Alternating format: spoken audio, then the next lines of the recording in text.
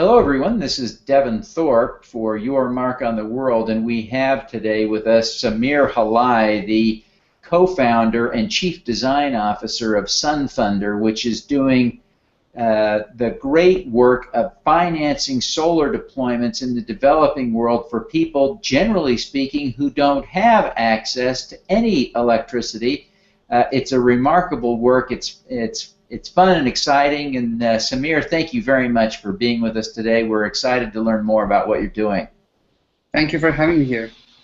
So, Samir, how did you get started at SunFunder? Where did this idea come from?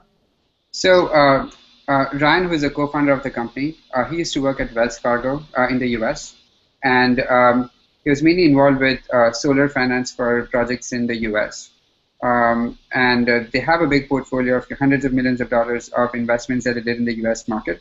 But in the US, because you have access to cheap electricity, solar only works with government subsidies. So any kind of investments done in the US market, you end up monetizing government subsidies in the end for it to be viable. But if you look at parts of the world where people don't have access to electricity, that's 1.3 billion people that don't have any electricity, 2.7 billion people that have some but not enough.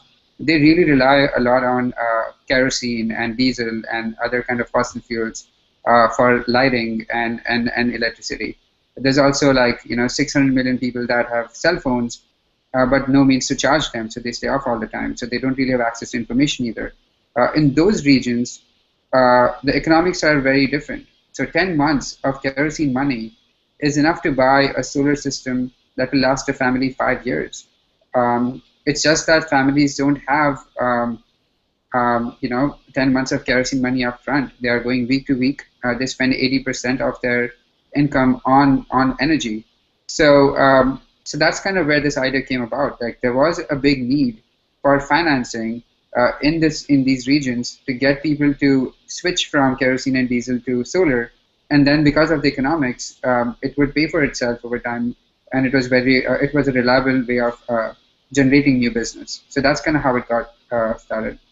So are the end users then, are they typically able to keep the solar after the 5-year repayment plan? They keep the solar panels on the roof? Yeah, so what has happened over the last 5 years is because the cost of solar has gone down, a lot of different companies have emerged in India and Africa and Latin America. So they have evolved different models. Some are doing solar lanterns, which are just a replacement for a kerosene lamp. Some are doing solar home systems, which provide 3 lights and even a way to charge your phone, or maybe even have a radio or things like that. And then some are doing microgrids, which are solar systems that connect an entire village of 50 households together into one big system. And depending on each one, there's different amounts of payback terms. A lantern can pay back in 10 months. A microgrid takes 3 years to pay back. And then depending on the payback term and the service model people have in place, you either end up owning it at the end of the 3 years, or you are still paying like a small fee to keep using it. And then the business that runs it is actually then doing the operations, maintenance, upgrades, and things like that. So it ends up being like a hybrid model, and there's different approaches people are taking on it. Well, it seems a remarkable program for electrifying so much of the world that isn't electrified, and it seems like this will become a huge thing. And you've got some ambitious goals, right, in terms of what you want to accomplish over the next few years? Yeah, so it's a huge market. Energy is a huge market in the off-grid parts of the world.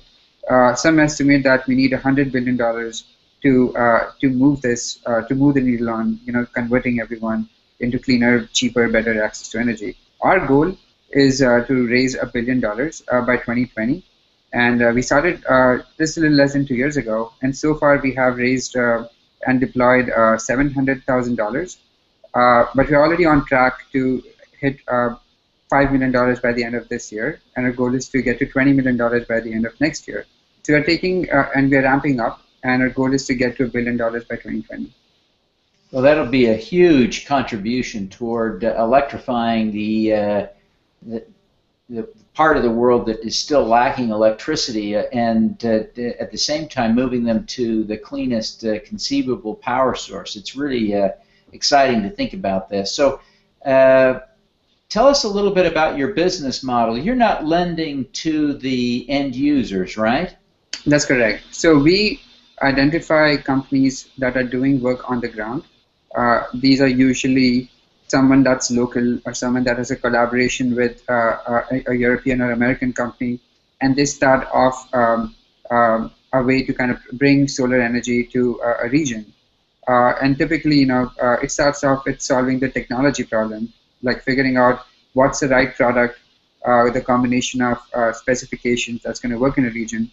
And then very quickly, though, you realize that distribution is a big problem in these regions. So you have to build up some expertise on distribution. How are we going to reach and address the population? How are we going to make sure that people are getting the quality of service that they expect if things break down? So as companies mature along the curve, they go from being experimental to finally, like maybe in a year or more than a year, they get to a point where they've figured out the model, they know what they need to do, and now they're looking to scale.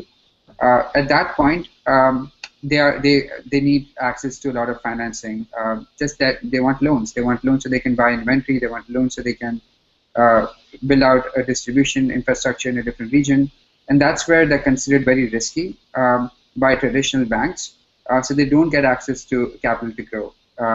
So those are the kind of companies that we identify and work with. We go through their books. We look at their business plan. We do site visits to see how they're, if they have skin in the game, if they really understand what it takes to be a player in the long run, and then we lend to that business. So we're basically then helping scale that business. So, Kickstarter is like a way to start a business, and SunFunder is a way for businesses to scale and hit that critical level that they want to be. So long as they're selling solar power. Yeah, exactly. In the developing world. Okay, so how do people? Let's talk about this crowdfunding side of the business, because this is a fascinating new space for people. So are you giving people an opportunity to get a return on their money when they contribute, when they fund a deal on your platform? Yeah, so what we do is we are a for-profit. So when we lend to the business, we are a bank alternative for them. So we charge them an interest rate. And then, so that's how we make money, by charging an interest rate. Which is comparable to what banks might offer. And then on the investment side, we actually raise money from two big sources of capital. We started off 2 years ago as SunFunder.com, which was a crowdfunding platform, and that's how we funded have been funding our projects initially, just to prove that that this market exists, to prove that repayments happen on time. We have 100% repayment rates. These projects are creating more impact than anything else I can think of. So it helps us prove the model. But then we're also raising money from private investors. So because of SEC regulations, we cannot offer a financial return to everyone. We can only offer a financial return to someone that is what they call an accredited investor, which there are certain qualifications that you have to meet to be that. And then you can invest in things like this. So so we have this other vehicle called a Solar Empowerment Fund, which is a fund that we put together where private investors and institutions and even foundations, they pool money in, and we create. Right now we have done $1 million, and we're creating a $4 million fund, and that fund then invests in the portfolio of companies that that we have identified and are working with. And we do provide a return against that fund to those investors. On the crowdfunding side, you get your principal back. You also generate some interest, but that interest you cannot withdraw. It stays in your account, and the only thing you can do with it is you can reinvest it. So that's kind of what we offer on the crowdfunding side.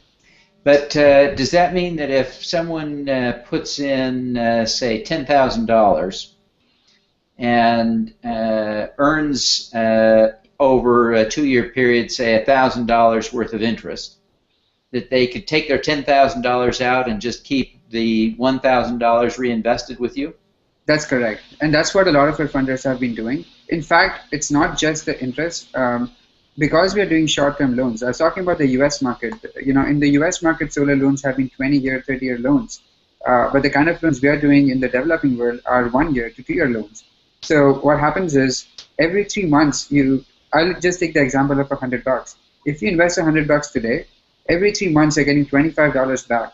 If you choose to revolve that money, which what everyone does, then 3 months from now you're reinvesting $25. 6 months from now you're reinvesting another $40, and it's all coming out of the initial $100 you put in. Very quickly, in 18 months, your $100 has actually brought $200 worth of capital to these projects, and you have generated interest on top of that. So it really starts multiplying, and yeah, you can then take the principal out, and then the interest that you have generated will keep cycling through. That's very exciting. It's a great model, and I guess that gets you around the regulatory constraint of dealing only with accredited investors, because you can now allow for your non-accredited investors, the ordinary investors, to participate. You really don't give them a take-home return, but you give them an opportunity to see their capital have impact and get it back too, right? Mm-hmm. Yeah, and like as I said, if you look at the journey of our company, the crowdfunded money is what helps us prove the model. It helps us try new loan terms. It helps us try new geographies. It helps us try, just figure out a new company. So it's still something that is very valuable to us. It's something that helps us really help establish a track record for the companies, so that when we have private money raised for them, we are more confident about how we're going to mitigate risk on that as well. So beyond just making the capital available, it's also really helping all these other things, and we can really then bring a larger amount of capital to the same company because you have had a chance to prove it on the crowdfunding platform. Oh, that's exciting. This is just wonderful work you're doing, and I'm excited that you've taken the time to tell us more about it, Samir. I wonder if you can tell us and the audience here that's listening how people can get in touch with you, how they can learn more about what you're doing. Sure. So our website is sunfunder.com, and our goal is to have anyone anywhere in the world be able to invest as little as $10 into making into helping this in this space. And there's really no other company that is so focused on just the energy access problem to solar energy. We are in it because we believe in the economics. We think it's the right combination of risk and impact, and just overall the need is really huge. That's why we're focused on that. And so yeah, you can make your first investment for $10 and just learn about us and see how it's growing, how the company is growing. If you know any accredited investors, tell them about the funds that we're trying to raise as well. Like, those are the ways we can really fundraise. And that's what we are doing. We're basically raising funds, and then we are deploying it with high-quality companies. So any kind of information or help we get in that, just spreading the word, all those things are very useful to us. Well, Samir, I really thank you for your work. I think about the impact you're having, and this really is just a huge double impact in that you are electrifying communities and families that lack electricity entirely, which is just a life-changing thing to be able to get access to be able to power a cell phone and to do so many things that we take for granted here in the developed world. And then to think about you're not only providing electricity, but you're doing this in a clean way as compared to tying them into a coal-fired power plant somewhere. Mm-hmm. This is really a big deal, and I commend you for the good work you're doing, and really hope that people will engage with you to provide the capital you need to hit your billion-dollar goal. Thank you. Yeah, we have reached 115,000 people so far with just $700,000 worth of investments. And as you're seeing, that's true in terms of only by being on the ground is when I really understood the impact this has, where it's not just replacing a kerosene lantern. The fact that you don't have to walk a day to charge your phone and just have it charge overnight means you have an extra day to do something else. The fact that your mosquito net is not going to catch fire is significant. There's more light after 6 p.m., which means kids who are doing chores all day, they can study at night. There's more shops are open later, which means the GDP goes up. There's more trade happening. There's just the sense of community and the development that it brings. There's no like financial way to really measure it, but you see it, and you just see the huge change just having access to reliable electricity and lighting can do for someone. So definitely, like because of the impact it has, by the end of next year, we will have reached 1 million people, and that's just something we are very excited about.